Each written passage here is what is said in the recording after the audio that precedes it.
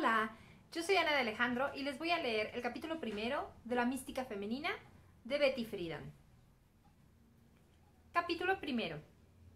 El malestar que no tiene nombre.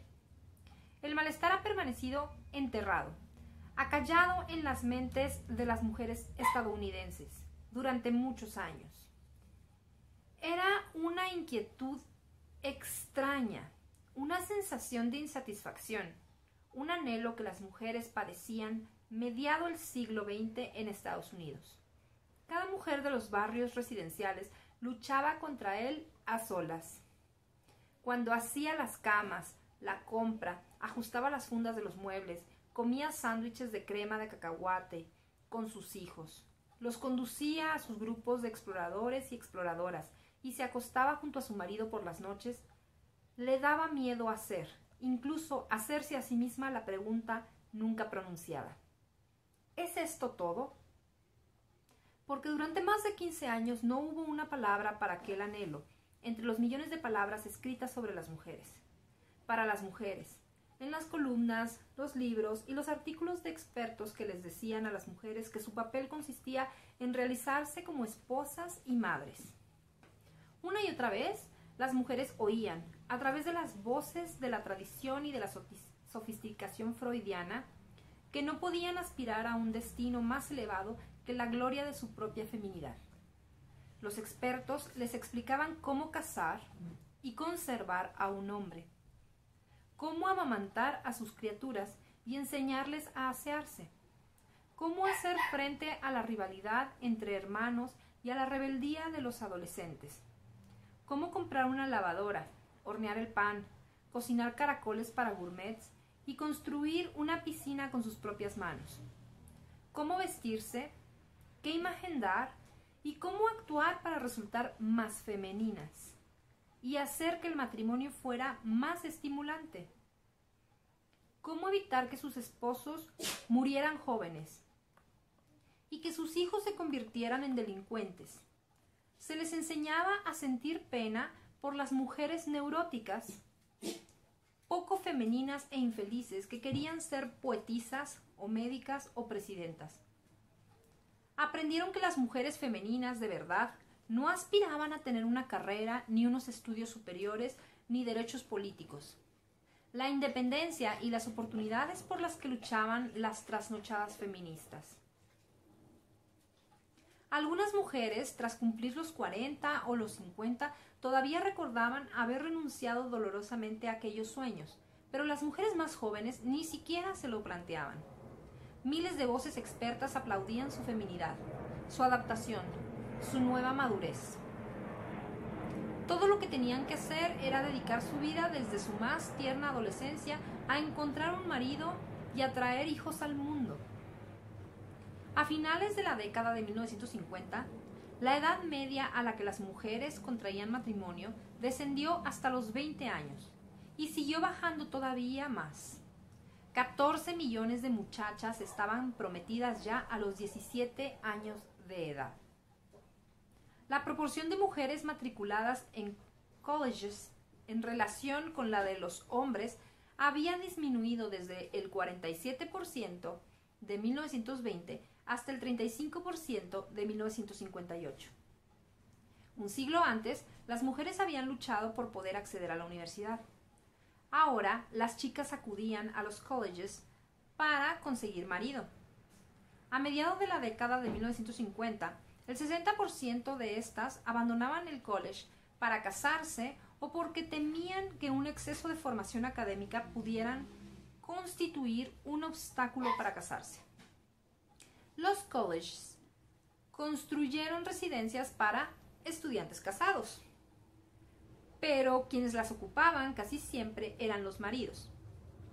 Se diseñó una nueva titulación para las esposas, que respondía a las siglas de PhD, Putting Husband Through, haciendo el juego de palabras con PhD, que es el nombre del postdoctorado, para que apoyaran a sus maridos mientras estudiaban. Las jóvenes estadounidenses empezaron a casarse mientras estaban en el instituto, y las revistas femeninas, que se lamentaban de las tristes estadísticas acerca de estos matrimonios tan prematuros, pidieron que en los institutos se crearan cursos matrimoniales y que hubiera consejeros matrimoniales. Las chicas empezaron a tener novio formal a los 12 y 13 años de edad, al principio de los estudios secundarios. Los fabricantes sacaron al mercado sujetadores con rellenos de espuma para niñas de 10 años. Y un anuncio de la época de un vestido de niña publicado en The New York Times en el otoño de 1960 decía: ella también puede unirse al club de las cazahombres. A finales de la década de 1950, la tasa de natalidad en Estados Unidos estaba a punto de superar la de la India. Al movimiento a favor del control de la natalidad, rebautizado como Planned Parenthood, le pidieron que encontrara un método mediante el cual las mujeres, a las que se les había advertido que un tercer o un cuarto bebé podría nacer muerto o con malformaciones, lo pudieran tener de todos modos. Los especialistas en estadística estaban particularmente desconcertados ante el fabuloso incremento del número de nacimientos entre estudiantes de los colleges. Cuando antes solían tener 2 hijos, ahora tenían 4, 5 o 6. Aquellas mujeres que en algún momento se habían planteado estudiar una carrera, ahora estaban haciendo carrera criando bebés. En 1956, la revista Life alababa con satisfacción la tendencia de las mujeres estadounidenses a reintegrarse a la vida doméstica. En un hospital de Nueva York, una mujer sufrió un ataque de nervios cuando se enteró de que no podría amamantar a su bebé. En otros hospitales, algunas pacientes enfermas de cáncer se negaron a tomar un medicamento del cual la investigación había puesto de manifiesto que podía salvarles la vida, porque se decía que tenían efectos secundarios que podrían afectar a su feminidad. Si solo tengo una vida, quiero vivirla de rubia, proclamaba un anuncio que podía verse en el periódico, en las revistas y en carteles en las tiendas con una fotografía a toda plana de una hermosa y frívola mujer. Y por todo Estados Unidos, 3 de cada 10 mujeres se teñían el pelo de rubio. Sustituían la comida por un producto en polvo denominado Metrecal, para adelgazar y tener la misma talla que las jóvenes modelos. Los departamentos de compras de los grandes almacenes informaban de que desde 1939 las mujeres estadounidenses habían bajado de 3 a 4 tallas. Las mujeres están decididas a adaptarse a las prendas de ropa, en lugar de ser al revés, comentaba un comercial. Los interioristas diseñaban cocinas con murales de mosaico y pinturas originales, porque las cocinas habían vuelto a ser el centro de la vida de las mujeres. Coser en casa se convirtió en una industria multimillonaria. Muchas mujeres dejaron de salir de casa, excepto para ir a la compra, hacer de chofer para sus hijos o atender los compromisos sociales junto a su marido. Las jóvenes crecían en Estados Unidos sin tener nunca un trabajo fuera de casa.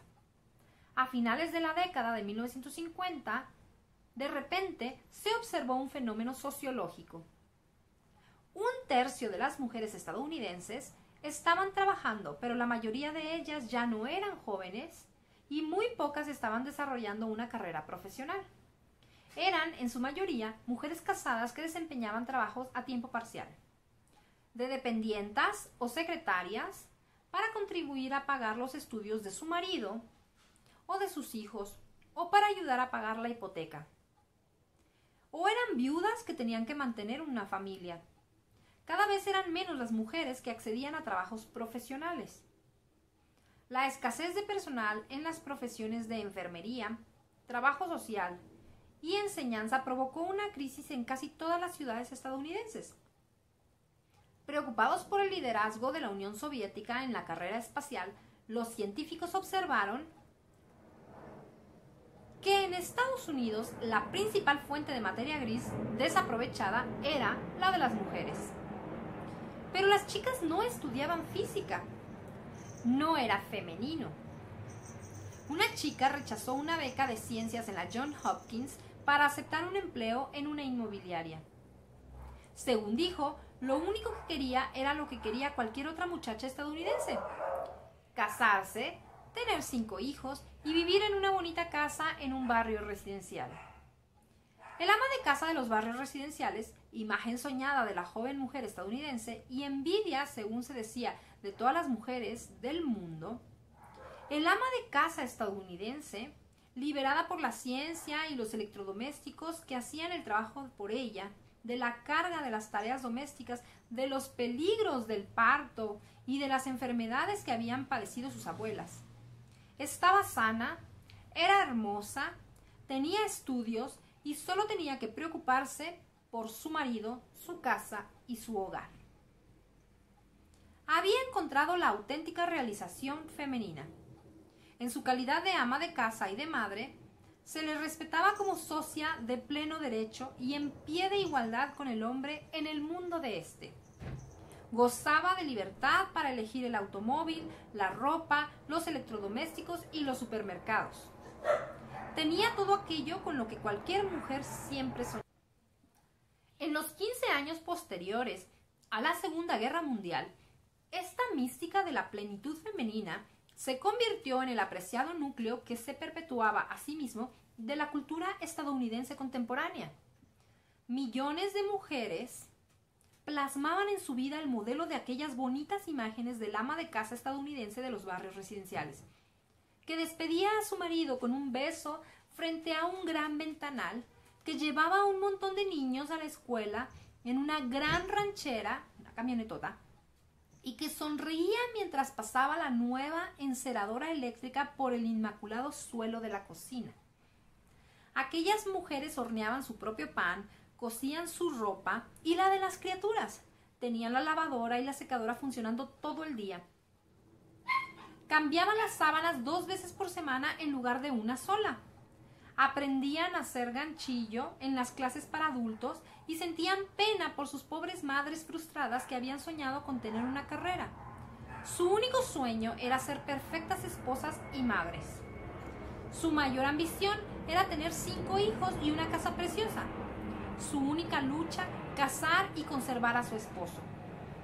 No pensaban en los problemas no femeninos.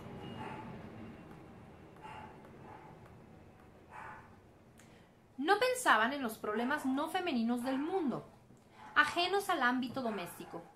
Querían que los hombres tomaran las principales decisiones, se enorgullecían de su papel como mujeres y escribían sin modestia en la casilla del formulario del censo: ocupación, su hogar. Porque durante más de 15 años las palabras escritas para las mujeres y las palabras que las mujeres utilizaban cuando hablaban unas con otras mientras sus maridos estaban sentados en otro rincón de la habitación y hablaban de negocios o de política o de fosas sépticas, se referían a los problemas con sus hijos e hijas, o cómo hacer para que sus maridos estuvieran contentos, o para mejorar la educación de sus hijos, preparar un plato de pollo o hacer fundas para los muebles. Nadie se planteaba si las mujeres eran inferiores o superiores a los hombres. Eran sencillamente diferentes. Palabras tales como emancipación y carrera sonaban extrañas y embarazosas. Nadie las había utilizado durante años. Cuando una mujer francesa llamada Simone de Beauvoir escribió un libro titulado El segundo sexo, un crítico estadounidense comentó que obviamente aquella señora no tenía ni idea de lo que era la vida y que además estaba hablando de mujeres francesas. En Estados Unidos el malestar de las mujeres ya no existía. Si una mujer tenía un problema en las décadas de 1950 y 1960, sabía que algo no iba bien en su matrimonio o que algo le pasaba a ella. Pensaba que las demás mujeres estaban satisfechas con sus vidas. ¿Qué clase de mujer era ella si no sentía aquella misteriosa plenitud encerando el suelo de la cocina? Estaba tan avergonzada de tener que reconocer su insatisfacción que nunca llegaba a saber cuántas mujeres más la compartían. Si intentaba contárselo a su marido, este no tenía ni idea de lo que estaba hablando. En realidad, ella misma tampoco lo entendía demasiado. Porque durante más de 15 años a las mujeres estadounidenses les resultó más difícil hablar de aquel malestar que de sexo. ni los psicoanalistas tenían un nombre para aquello. Cuando una mujer acudía al psiquiatra en busca de ayuda, como lo hicieron muchas de ellas, solía decirle: «Me siento tan avergonzada. Debo de ser una neurótica, sin remisión».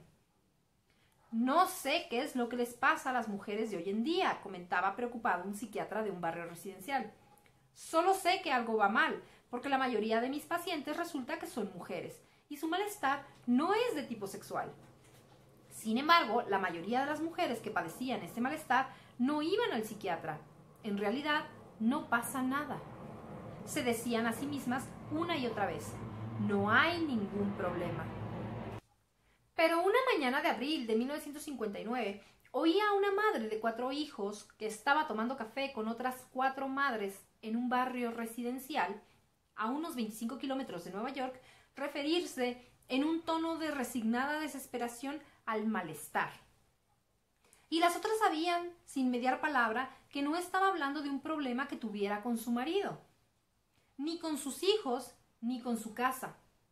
De repente se dieron cuenta de que todas compartían el mismo malestar, el malestar que no tiene nombre.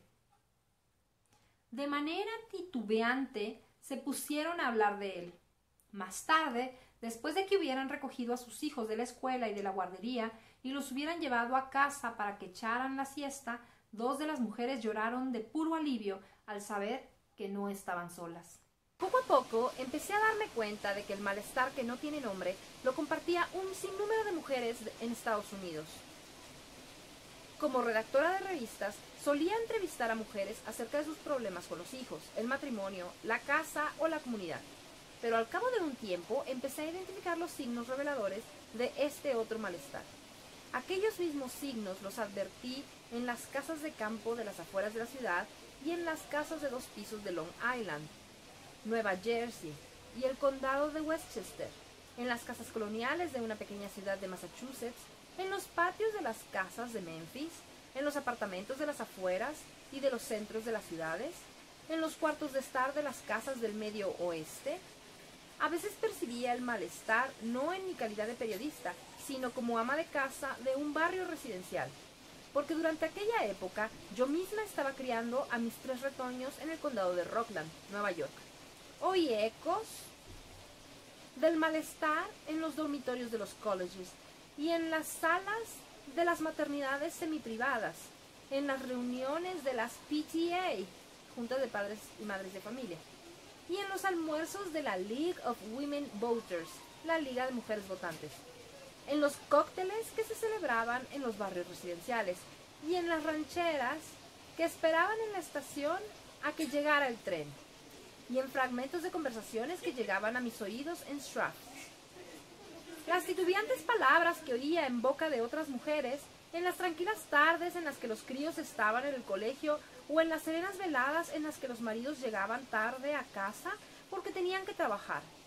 Creo que lo comprendí como mujer mucho antes de que me diera cuenta de las implicaciones sociales y psicológicas del malestar. ¿Y qué era ese malestar que no tenía nombre? ¿Qué palabras utilizaban las mujeres cuando trataban de expresarlo? A veces una mujer decía: «Me siento como vacía, incompleta». O decía: «Me siento como si no existiera». En ocasiones acallaba esa sensación tomando tranquilizantes. En otras pensaba que se trataba de un problema con el marido o con los hijos, o que lo que en realidad necesitaba era volver a decorar la casa o trasladarse a un barrio mejor o tener una aventura amorosa o un nuevo bebé. A veces acudía al médico con síntomas que apenas acertaba a describir. Una sensación de cansancio. Me enfado tanto con los niños que me asusta. Siento ganas de llorar sin que haya ninguna razón para ello. Un médico de Cleveland lo denominó el síndrome de la ama de casa. Algunas mujeres me decían que les salían grandes ampollas sanguinolentas en las manos y en los brazos. Yo lo llamo la plaga del ama de casa, decía un médico de la familia de Pensilvania. Últimamente lo observo con enorme frecuencia entre esas jóvenes mujeres con 4, 5 o 6 criaturas que se entierran a sí mismas entre los pucheros.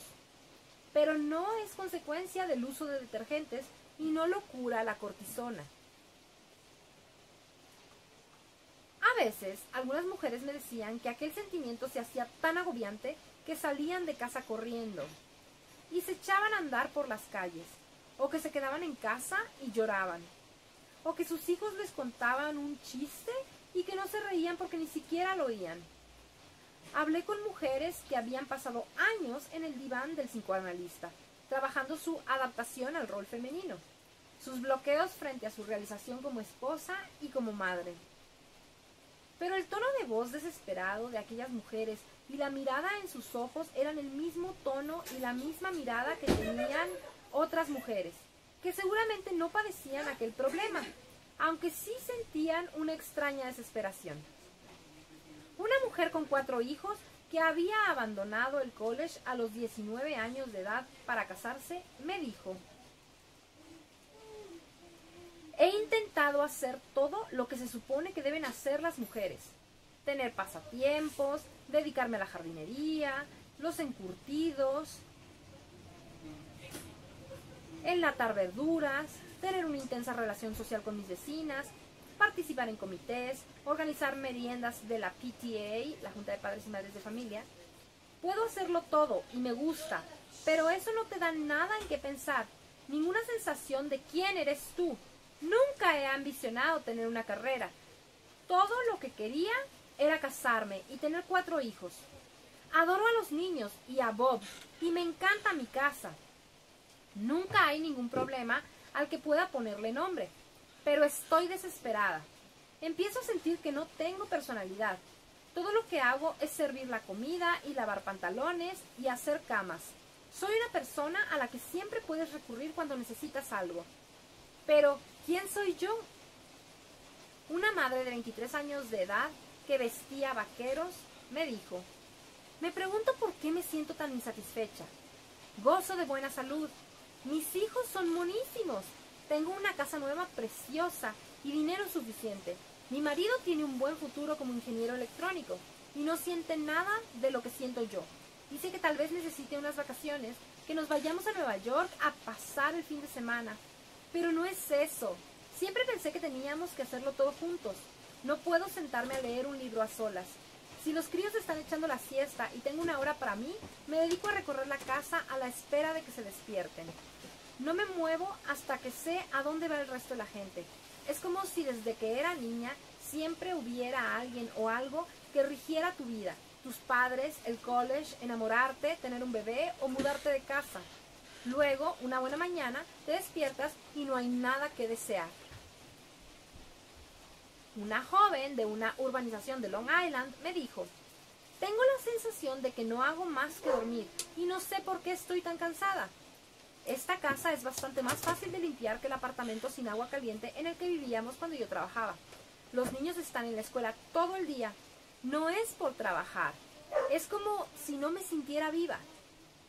En 1960, el malestar que no tiene nombre reventó como un forúnculo, destrozando la imagen de la feliz ama de casa estadounidense. En los anuncios de televisión, las hermosas amas de casa seguían sonriendo tras los barreños llenos de espuma. Y en un relato de portada de Time sobre la mujer de los barrios residenciales, un fenómeno estadounidense, disentían: se lo están pasando demasiado bien, como para pensar que deberían sentirse desgraciadas. Pero de repente se empezó a hablar de la infelicidad real del ama de casa estadounidense en los medios de comunicación, desde The New York Times y Newsweek hasta Good Housekeeping y la cadena de televisión CBS. El ama de casa atrapada. Aunque casi todo el mundo que aludía en aquel tema hallaba alguna razón superficial para restarle importancia, se atribuía a la incompetencia del personal de los servicios técnicos de las casas de electrodomésticos, The New York Times, o a las largas distancias que había que recorrer para llevar a los niños en coche a sus actividades en los barrios residenciales, Times, o a demasiadas reuniones de las PTA, Redbook. Algunas personas decían que era el problema de siempre, los estudios. Cada vez más mujeres cursaban estudios académicos, lo cual por naturaleza las incapacitaba para ser felices en su papel de amas de casa. El camino de Freud a Frigadier de Sophocles a Spock, ha resultado ser algo accidentado, informaba el New York Times el 28 de junio de 1960. Muchas mujeres jóvenes, aunque desde luego no todas, cuya educación las sumió en un mundo de ideas, sienten que se ahogan en casa. Tienen la sensación de que su existencia rutinaria no se corresponde con la formación que han recibido. Como si fueran presas, se sienten cual desechos. En el último año, el malestar de las amas de casa con estudios ha proporcionado la materia prima de docenas de discursos pronunciados por las desconcertadas directoras de los colleges femeninos, que sostienen, en vista de las quejas, que 16 años de estudios es una preparación realista para la vida matrimonial y la maternidad. Había una gran simpatía por el ama de casa con estudios, cual esquizofrénica de dos cabezas, en cierta ocasión escribió un ensayo sobre los poetas de Graveyard. Ahora le escribe notas al lechero. En otros tiempos determinaba el punto de ebullición del ácido sulfúrico. Ahora determina su punto de ebullición con el representante del servicio técnico que debió de haber llegado mucho antes. Con frecuencia el ama de casa se ve abocada a los gritos y a las lágrimas. Al parecer, nadie, y mucho menos ella misma, valora el tipo de persona en el que se ha convertido en el proceso de pasar de poetisa a bruja. Los especialistas en economía doméstica sugerían que las amas de casa necesitaban mayor preparación para desempeñar su papel. Por ejemplo, talleres en los institutos para aprender a usar los electrodomésticos. Los educadores de los colleges proponían que hubiera más grupos de discusión sobre gestión doméstica y familia, que prepararan a las mujeres para su transición a la vida doméstica. Una avalancha de artículos se publicó en las revistas de gran difusión, ofreciendo 58 maneras de hacer que tu matrimonio sea más estimulante. No pasaba un solo mes sin que algún psiquiatra o sexólogo publicara un nuevo libro en el que ofrecía asesoramiento técnico para alcanzar una mayor plenitud a través del sexo. Un humorista bromeaba en el Harper's Bazaar en julio de 1960 acerca de que el malestar podía resolverse privando a las mujeres de su derecho al voto. En la era anterior a la 19ª enmienda, la mujer estadounidense era plácida, se sentía protegida y segura de su papel en la sociedad norteamericana. Dejaba todas las decisiones políticas en manos de su esposo y éste, a su vez, delegaba en ella todas las decisiones familiares. Hoy en día las mujeres deben tomar las decisiones políticas y las del hogar, y eso es demasiado para ellas. Cierto número de educadores sugirieron muy en serio que se dejara de admitir a las mujeres a las universidades y colleges que ofrecieran carreras de 4 años. Con la creciente crisis universitaria, los chicos necesitaban con más urgencia que nunca para trabajar en la era atómica la educación que las chicas no tendrían ocasión de utilizar como amas de casa. El malestar también se descartaba con soluciones drásticas que nadie podía tomarse en serio. Una escritora propuso en Harper's que se reclutara a las mujeres obligatoriamente para que sirvieran como enfermeras y canguros. Y todo ello se endulcoraba con las panaceas tradicionales. El amor es la respuesta. La única respuesta es la ayuda interior. El secreto de la plenitud, las criaturas. Un medio privado para la plenitud intelectual. Para curar este dolor de muelas del alma, la sencilla fórmula de entregarse en cuerpo y alma a Dios. El malestar se descartaba diciéndole al ama de casa que no se daba cuenta de la suerte que tenía siendo su propia jefa, no teniendo que fichar, no teniendo ningún joven ejecutivo que la presionara en el trabajo. ¿Y qué si no era feliz? ¿Acaso pensaba que los hombres eran felices en este mundo? ¿De verdad? ¿En su fuero interno todavía quería ser un hombre? ¿Acaso no sabía aún la suerte que tenía de ser mujer? En último término, el malestar también se descartaba encogiéndose de hombros y diciendo que no tenía solución. Aquello era lo que significaba ser mujer. ¿Y qué era lo que les pasaba a las mujeres estadounidenses que no eran capaces de aceptar su rol con dignidad? Tal como decía Newsweek el 7 de marzo de 1960. Se siente insatisfecha con un montón de cosas con las que las mujeres de otros países tan solo pueden soñar. Su insatisfacción es profunda, penetrante e insensible a los remedios superficiales que se le ofrecen por doquier. Un ejército de exploradores profesionales ya ha trazado el mapa de las principales fuentes del trastorno. Desde el inicio de los tiempos, el ciclo femenino ha definido y limitado el rol de la mujer. Según las palabras que se le atribuyen a Freud, la anatomía es el destino. Y aunque ningún grupo de mujeres ha flexibilizado tanto estas restricciones naturales como las esposas estadounidenses, da la sensación de que todavía no son capaces de aceptarlas de buena gana. Una joven madre con una maravillosa familia, con encanto, talento e inteligencia, ¿es capaz de despreciar su papel disculpándose? ¿Que a qué me dedico? Le oirán decir. A nada, soy una simple ama de casa. Al parecer, unos buenos estudios han dado a esta clase de mujeres la capacidad de apreciar del valor de todas las cosas excepto el de ellas mismas. Y así no les quedaba más remedio que aceptar el hecho de que la infelicidad de las mujeres estadounidenses no es más que el último de los derechos de las mujeres que éstas han conquistado, y adaptarse a la feliz ama de casa que Newsweek identificó y suscribir sus palabras. Deberíamos congratularnos de la maravillosa libertad de la que todas gozamos y estar orgullosas de nuestra vida actual. He ido al college y he trabajado, pero ser ama de casa es el papel más satisfactorio y la mayor recompensa. Mi madre nunca participó en los negocios de mi padre.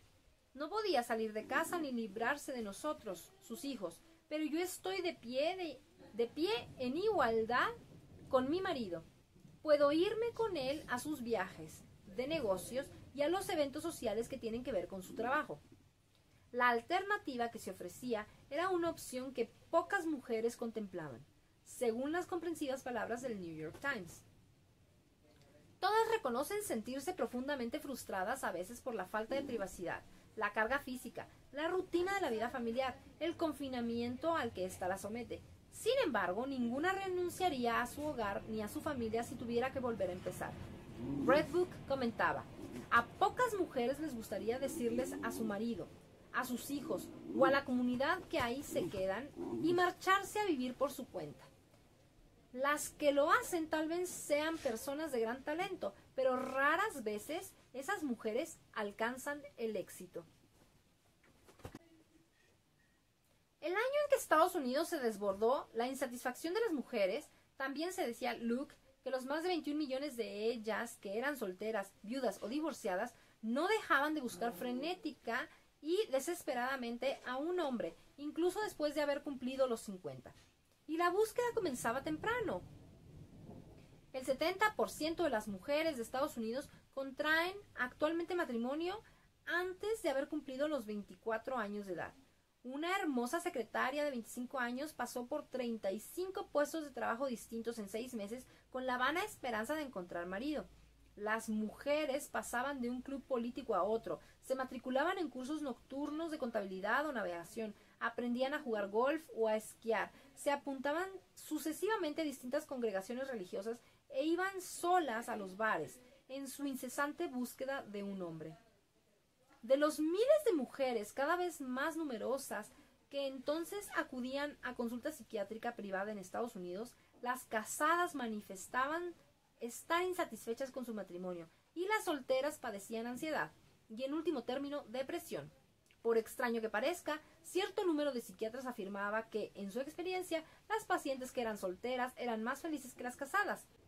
Así que las puertas de todas aquellas hermosas casas de los barrios residenciales se entreabrieron, permitiendo vislumbrar a incontables miles de amas de casa estadounidenses que sufrían en solitario un malestar del que de repente todo el mundo hablaba y que todo el mundo empezaba a dar por hecho, como uno de esos problemas irreales en la vida de Estados Unidos que nunca pueden resolverse, como la bomba de hidrógeno. Ya en 1962, la delicada situación del ama de casa estadounidense, que se sentía atrapada, se había convertido en un tema de conversación social a nivel nacional.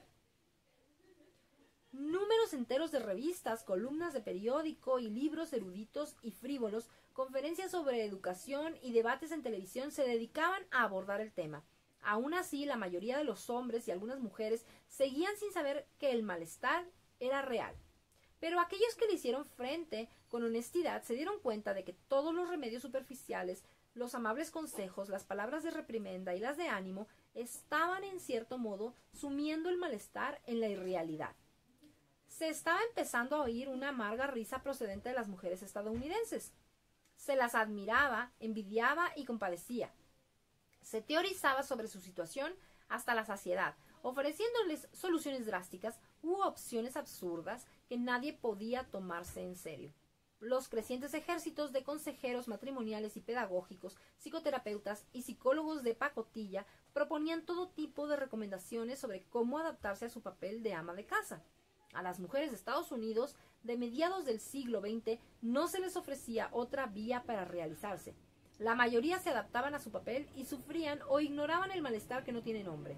Para una mujer puede resultar menos doloroso no tener que oír la extraña e insatisfecha voz que la perturba en su interior. Ahora ya no es posible ignorar esa voz, hacer caso omiso de la desesperación de tantas mujeres estadounidenses. Esto no es lo que significa ser mujer, independientemente de lo que digan los expertos. Hay una razón para el sufrimiento humano. Tal vez la razón no se haya encontrado porque no se han planteado las preguntas adecuadas o porque no se ha insistido lo suficiente.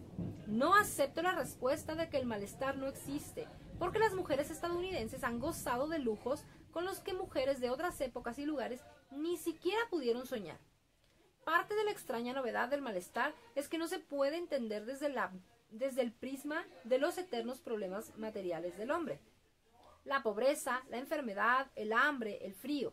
La mujer que padece este malestar tiene un hambre que los alimentos no pueden saciar. Persisten mujeres cuyos maridos son tanto médicos internos o abogados practicantes, que se matan a trabajar como prósperos médicos y grandes juristas.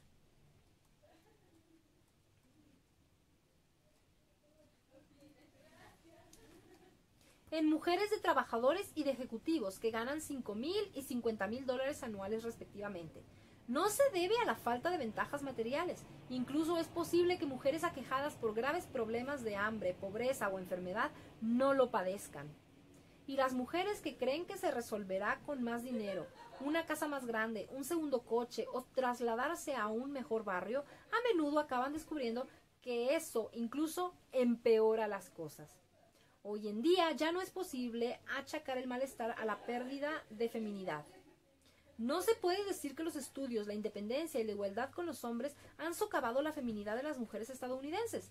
He oído a tantas mujeres tratar de negar esa voz interna de insatisfacción porque no encajaba con la bonita imagen de feminidad que los expertos daban de ella. De hecho, creo que esta es la primera clave del misterio. El malestar no puede entenderse según los términos generalmente aceptados con los que los científicos han estudiado a las mujeres, con los que los médicos han tratado sus enfermedades, con los que los consejeros las han asesorado y con los que los escritores las han descrito. Las mujeres que padecen este malestar, cuya voz interior las está turbando, han vivido toda su vida buscando la realización femenina. No son mujeres de carrera, aunque las mujeres de carrera posiblemente tengan otros problemas. Son mujeres cuya mayor ambición ha sido el matrimonio y los hijos.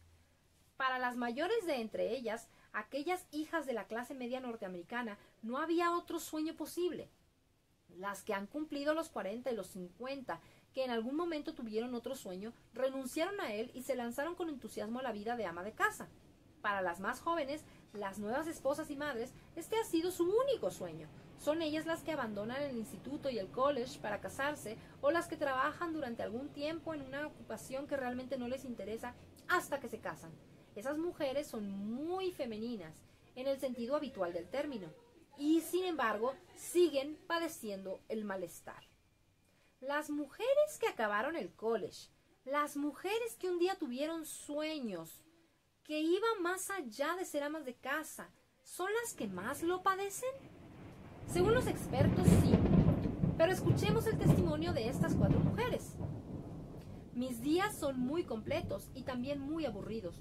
Lo único que hago es enredar.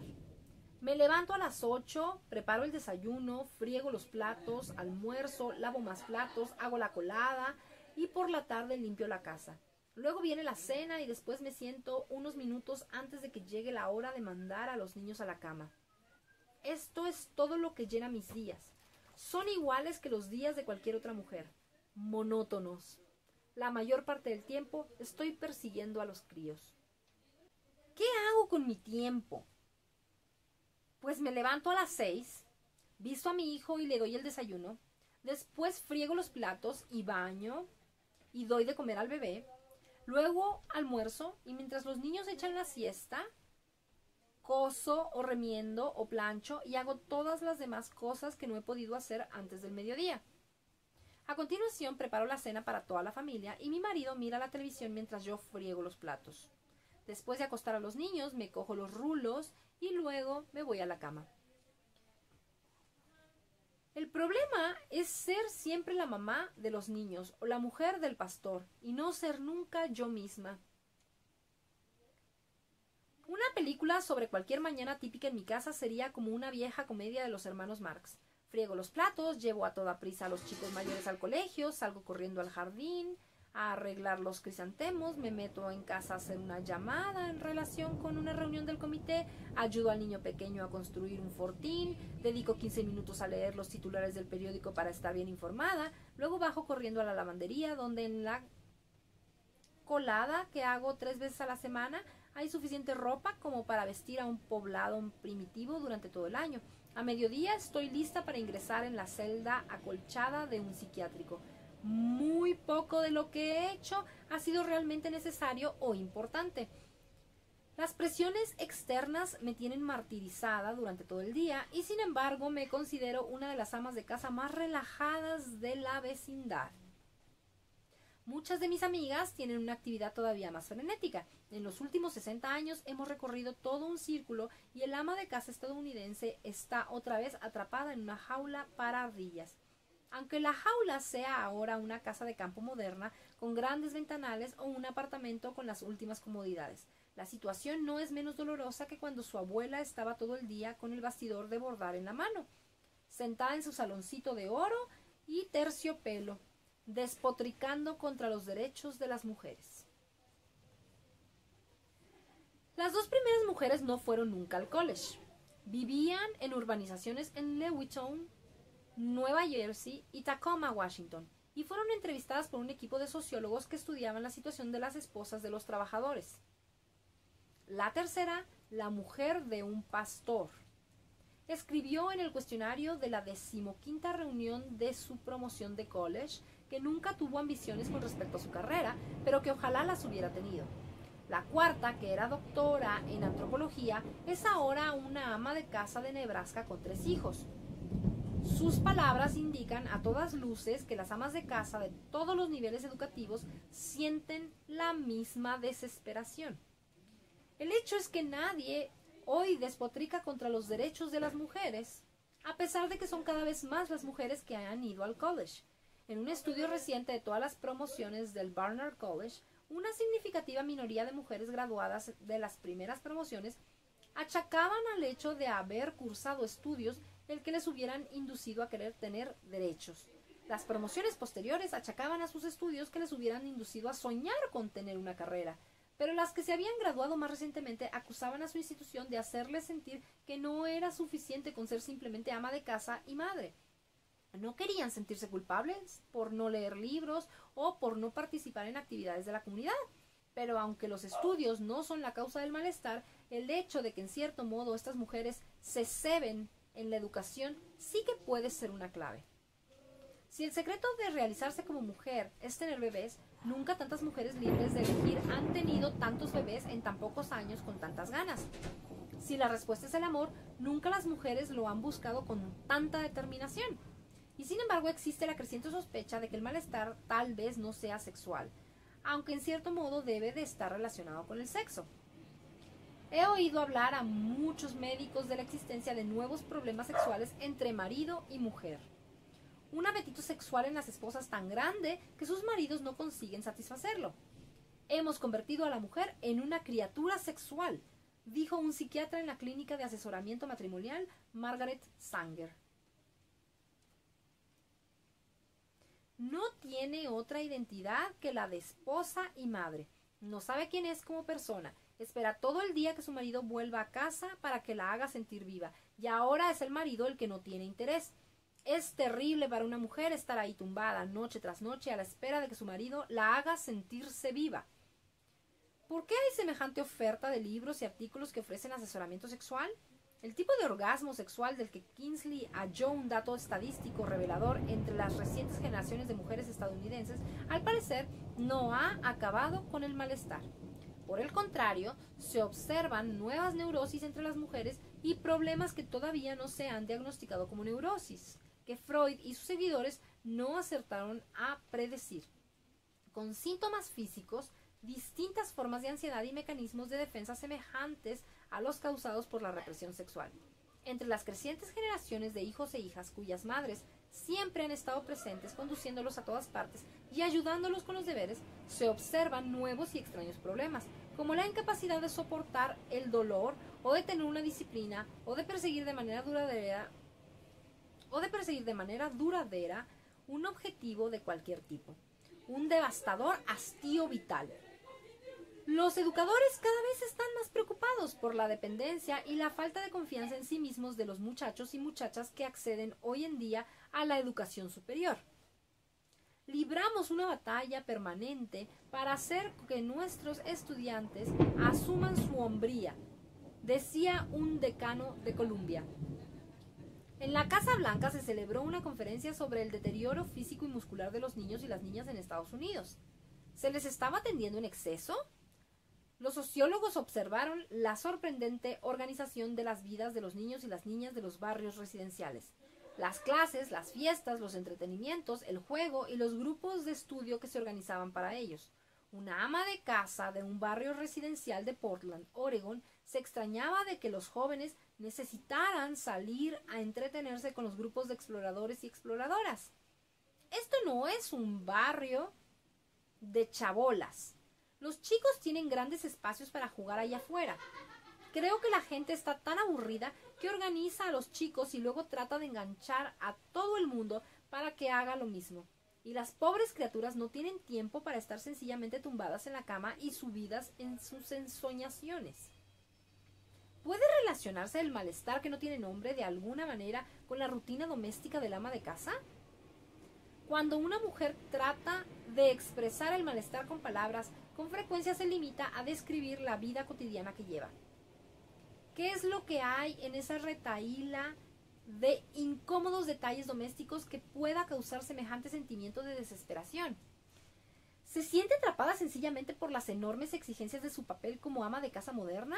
Esposa, amante, madre, enfermera, consumidora, cocinera, chofer, experta en decoración de interiores, en cuidado infantil, en reparación de electrodomésticos, en restauración de muebles, en nutrición y en educación.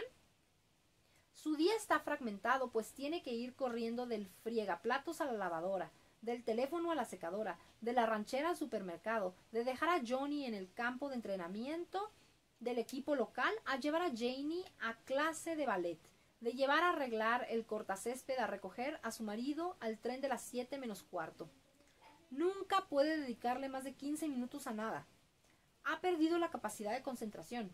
Al final del día está tan terriblemente cansada que a veces su marido tiene que tomarle el relevo y acostar a los niños. Este terrible cansancio que llevó a que tantas mujeres decidieran consultar al médico en la década de 1950 indujo a uno de ellos a investigarlo. Para su sorpresa, descubrió que sus pacientes que padecían el cansancio del ama de casa dormían más de lo que una persona adulta necesita dormir, hasta 10 horas diarias, y que en realidad la energía que invertían en las tareas domésticas no suponía ningún reto para su capacidad. El verdadero malestar seguramente tendría que ver con otra cosa, pensó. ¿Acaso con el aburrimiento? Algunos médicos les aconsejaron a sus pacientes que salieran de casa durante todo un día, que fueran al cine a la ciudad. Otros les prescribieron tranquilizantes. Muchas amas de casa de los barrios residenciales ingerían tranquilizantes como quien toma caramelos para la tos. Te despiertas por la mañana y sientes como si no tuviera ningún sentido seguir otro día más así, de modo que te tomas un tranquilizante porque te ayuda a que no te importe tanto que no tenga sentido. Es fácil darse cuenta de los detalles concretos que hacen sentirse atrapada al ama de casa de los barrios residenciales. Las continuas exigencias con respecto a su tiempo, pero las cadenas que la atrapan solo existen en su propia mente y en su propia alma. Son cadenas hechas de ideas falsas y de hechos malinterpretados, de verdades incompletas y de opciones irreales. No se ven ni se sacuden fácilmente. ¿Cómo puede una mujer ver toda la verdad dentro de los límites de su propia vida? ¿Cómo puede creer en esa voz interior suya cuando niega las verdades convencionales y comúnmente aceptadas que han regido su existencia? A pesar de ello, las mujeres con las que he hablado, que finalmente están escuchando esa voz interior, dan la sensación de estar caminando a tientas, de una manera increíble, a través de una verdad que ha desafiado a los expertos. Creo que los expertos de muchos campos han estado analizando fragmentos de esa verdad en sus microscopios durante mucho tiempo sin darse cuenta de ello. Encontré fragmentos de ese tipo en algunas investigaciones nuevas y en algunos planteamientos teóricos recientes en psicología, ciencias sociales y biología, cuyas implicaciones para las mujeres al parecer nunca se han analizado. Encontré muchas claves hablando con personas que trabajan en los barrios residenciales: médicos, ginecólogos, tocólogos, médicos clínicos infantiles, pediatras, consejeros de estudio de instituto, catedráticos de universidad, consejeros matrimoniales, psiquiatras y sacerdotes. Y les pregunté no sobre sus planteamientos teóricos, sino sobre su experiencia real en su contacto con las mujeres estadounidenses. Adquirí conciencia de la existencia de un corpus creciente de pruebas, gran parte del cual no se ha dado a conocer públicamente porque no encaja con los modos de pensamiento actuales sobre las mujeres. Son pruebas que ponen en tela de juicio el estándar de la normalidad femenina, de la adaptación femenina, de la realización femenina y de la madurez femenina al que la mayoría de las mujeres tratan de amoldarse. Empecé a ver bajo una nueva y extraña luz a la sociedad estadounidense, regresando a los matrimonios precoces y a las familias numerosas que están causando el boom demográfico, la reciente tendencia a volver al parto natural y a la lactancia materna, el modelo establecido de los barrios residenciales y las nuevas neurosis, los trastornos del carácter y los problemas sexuales de los que informan los médicos. Empecé a ver nuevas dimensiones en los viejos problemas que durante mucho tiempo se han dado por supuestos entre las mujeres: las dificultades menstruales, la frigidez sexual, la promiscuidad, el miedo a quedarse embarazada, la depresión posparto, la elevada incidencia de las crisis nerviosas y de los suicidios entre mujeres de edades comprendidas entre los 20 y los 40 años. Las crisis de la menopausia, la llamada pasividad e inmadurez de los varones estadounidenses, la discrepancia entre la capacidad intelectual de las mujeres según las pruebas que se realizan a la infancia y sus logros en la edad adulta, la incidencia cambiante del orgasmo sexual adulto entre las mujeres estadounidenses y la persistencia de problemas en la psicoterapia y en la educación de las mujeres. Si no me equivoco, el malestar que no tiene nombre, que perturba las mentes de tantas mujeres estadounidenses de hoy en día, no es una cuestión de pérdida de la feminidad, ni de demasiados estudios, ni de las exigencias de la vida doméstica. Es mucho más importante de lo que nadie reconoce. Es la clave de esos otros problemas nuevos y viejos que llevan años torturando a las mujeres y a sus maridos e hijos, y desconcentrando a los médicos y a los responsables del mundo educativo. Bien pudiera ser la clave de nuestro futuro como nación y como cultura. No podemos seguir ignorando esa voz que resuena en el interior de las mujeres y que dice: quiero algo más que mi marido, mis hijos y mi hogar.